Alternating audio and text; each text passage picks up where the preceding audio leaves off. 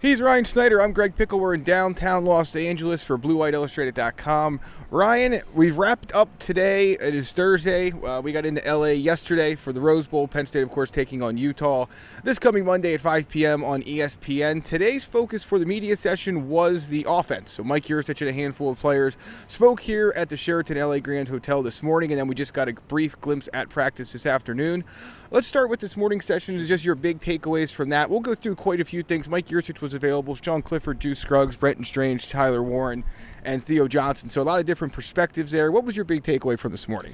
Couple things. I would start with Sean Clifford. Of course, this is his swan song, right? I mean, This is his big moment. He's played in New Year's Six bowls, won one, of course, in the Cotton Bowl. But I think he really understands what this means for his legacy. He was asked about it multiple times today about going out in the Rose Bowl. Of course, Penn State's 1-3 in the Rose Bowls all time. Put his name next to Kerry Collins as a guy who has won a Rose Bowl for Penn State and get Penn State to 2-3. I think he really understands what this game would mean and how people will look back on his career. There was also a really interesting quote from Juice Scruggs today. I'm going to read it on my phone here for you guys. Talking about Sean Clifford, he said, "Sean's been a great leader throughout his career here, and the whole time. He gets a lot of unnecessary slander, from the fans, from the media, and I just think it's not necessary. If you look at what he's done, it's great. It's unbelievable. He's had arguably one of the best Penn State quarterback careers here. I just think after this game, they got to put some respect on his name for sure." So I thought that was interesting because obviously, and what he says, there's a lot of truth to that, right? I mean, Sean's been under a microscope for 2+ years now, and we haven't seen, can you think of any other teammates who have really come out and been kind of open about the fact not as direct as that, no. Mm-hmm. So, of course, Juice is leaving, so he doesn't really have much to hold back at this point, but was really interested in that quote from Juice. Trying to think, what else? Good talk with Mitchell Tinsley about entering the transfer portal, how that all came about. I mean, he was flat out blunt, just said, hey, if he didn't have the season that he had at Western Kentucky, which was, I think it was 1,400 yards, I think it was 14 touchdowns, something like that at Western Kentucky. He probably doesn't enter the portal, which isn't news or anything like that. I do think, what do we get? Oh, his schools. That was one interesting thing that I don't know if he's really talked about too much. No. He mentioned that USC was actually his dream school growing up, and he had an offer from USC, and Penn State just kind of beat him out with what James Franklin and his staff always does when it comes to just being, I think he said they were there the next day at his house to meet with him. And then there was a bunch of other schools. He mentioned Tennessee was after him, Texas A&M, a few others as well. So those were probably the three main things I took away. Throwing it back at you. What do you think? Yeah, so I think the one thing that's interesting with Tinsley, and this is here nor there, but I thought of it when you said it, Ryan, is that you just wonder if NIL was a bigger deal prior to really this year, this cycle, what things would have been different with Tinsley. But I remember talking to him on Christmas Eve when he committed a year ago now, a little bit more than a year ago, and one of the big selling points was not just the genuineness of James Franklin and Penn State and how early they were on him. It was the idea of being able to become maybe the next Jahan Dotson. Mm-hmm. And that was a great selling point for Penn State as well. Obviously, Tinsley didn't put up numbers similar to Dotson's this year, but still a good year. He'll obviously be off to the NFL now. So will Sean Clifford. He said he's going to go train in Miramar, Florida after the Rose Bowl, so I assume he'll be on his way there sometime in early January as he gets ready to try and take a shot at the NFL draft. Juice Scruggs, of course, going to the draft as well, had a chance to return for another season at Penn State, saying that he made the decision to leave December 22nd December 22nd, and then announced it December 23rd. So I don't think either one of us were shocked that he decided to move on. Juice Scruggs played a lot of football at Penn State, of course, overcame the off-field accident that kept him out for an entire season earlier in his career. And the one thing I will say is this, and we'll have a story up at some point here in the next few days at BlueWhiteIllustrated.com, but the praise he had, he was blown about a lot of things. He was really good today. And the praise he had, Ryan, for Hunter Nourzad as the guy that's going to slide in and replace him was just amazing. Obviously wasn't going to sit here and say that Hunter Nourzad can't do it. We weren't going to, even if he can't, which I don't think is the case, but he wasn't going to sit here and say anything bad about it. But genuine praise for the idea that he's going to be able to move from guard to center, just like Juice Scruggs did, of course. And Scruggs saying that Nourzad's one of the fastest offensive linemen he's ever seen. So I think Penn State fans should feel good about that transition here moving forward. But yeah, other than that, Mike Yurcich talked for a little bit today, and he was very much interested in talking about Utah and not really other things. Like he did did talk about Jackson Smolik in that recruitment briefly, the class of 2023 signee, of course, from Iowa at quarterback for Penn State. Talked about him. Didn't really want to get into the portal stuff and things like that as the Lions look for a receiver and some other positions on both sides of the ball. But, I think the interesting thing from Yurcich, or at least for me, is just the fact that, and a few other players talked about this as well, Theo Johnson being one of them, but they take an immense amount of pride in the fact that the run game improvements they've made both in short yardage and overall, Ryan, it's not just Nicholas Singleton and K-Try. Now, no, it's a big part of it. Now, this is my words here. It's a big part of it, no doubt. But the improved blocking from the line to the receivers to the tight ends has played a huge role in that as well, and Yurcich really hit on that today. They're going to need that against Utah. Utah is top 5 in the country in defensive, defensive.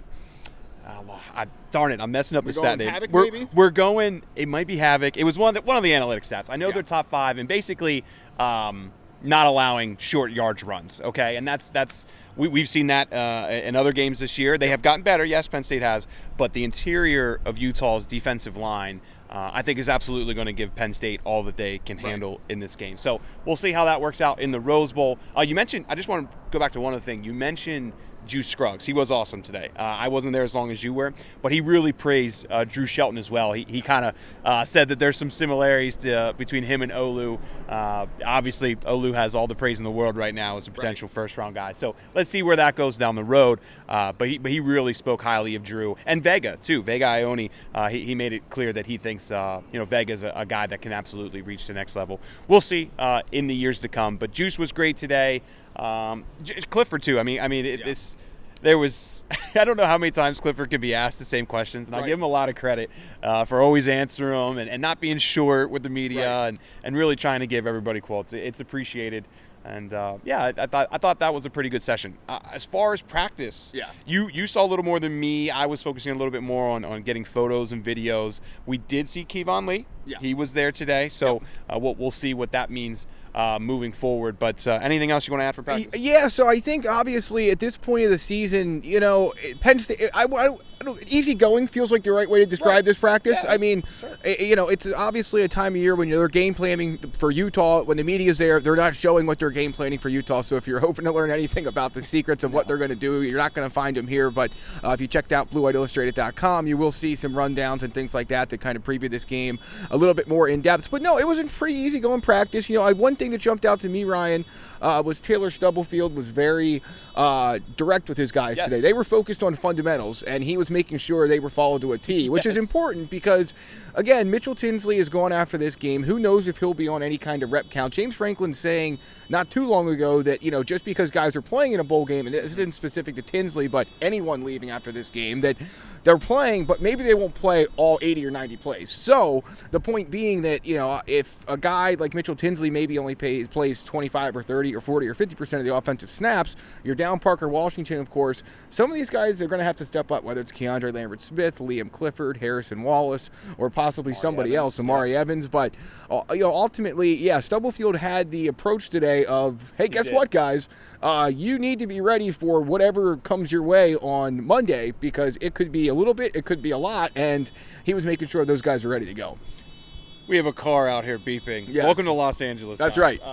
But other than that, again, it's but the portions of practice we talked to you guys about before, it's very fundamental oriented, very position specific. It's easy for me to say drill oriented. So, again, it's a lot of focusing on the things that help you win games, and if you mess them up, help you lose games. But it was a nice, easygoing practice, I thought, for Penn State. I'm sure the intensity picked up once we left and some team periods began. But crank the music too. And crank the music up. That's right. Yeah, but overall, a good start to the trip for Penn State tomorrow, which is on Friday, depending on when you're watching or listening to this at youtube.com/BlueWhiteIllustrated or wherever you get your podcast.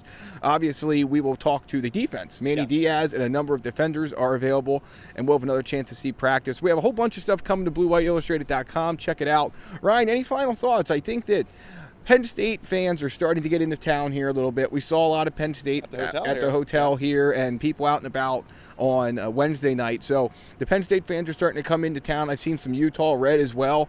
I think my biggest takeaway, the more I look at this game, the more I think about it, is that the point spread looks to be right on. Yes.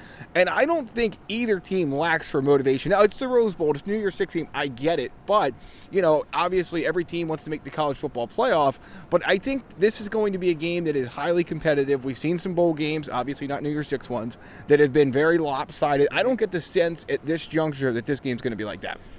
I think it's going to be all about the run game. Yep. I really feel like whoever's able to run the ball, and this is so cliche, right? We say this all the time, but when I look at Cam Rising, Sean Clifford, see a lot of similarities there. Yep. I do feel like Penn State's secondary should do a good job limiting the big plays.